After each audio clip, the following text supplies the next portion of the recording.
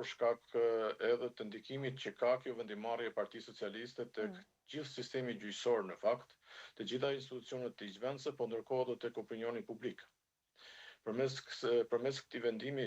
që mori grupi parlamentar i Partisë Socialiste për të mbrojtur imunitetin. Si lexuat atë raportin që e cilësoi Partia Socialiste si të tillë që e mbrojti fillimisht me Ulsimanjën dhe më pas me vetë kryeministrin? Po pra, përmes këtij vendimi, në fakt ata kanë vendosur të ndërtojnë distancë me institucionet e investigimit apo në institucionet e vendimarrjes ligjore, kur bëhet fjalë për luftën kundër korrupsionit. Ky është një moment decisiv për të kuptuar se cilat janë raportet e qeverisë dhe cila është gatishmëria e qeverisë për t'u përgjigjur prokurorisë së posaçme dhe për të respektuar vendimarrjen e gjykatës së posaçme. Përmes këtij vendimi, Partia Socialiste, Kryeministri, qeveria,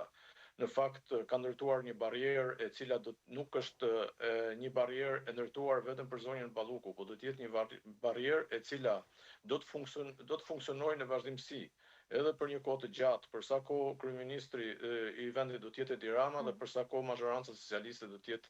në pushtet. Pra qëllimi është përveç se lidhet drejt për drejtë me faktin dhe me mbrojtjen e zonjës Balluku, në fakt lidhet me mbrojtjen e skemës, sistemit korruptiv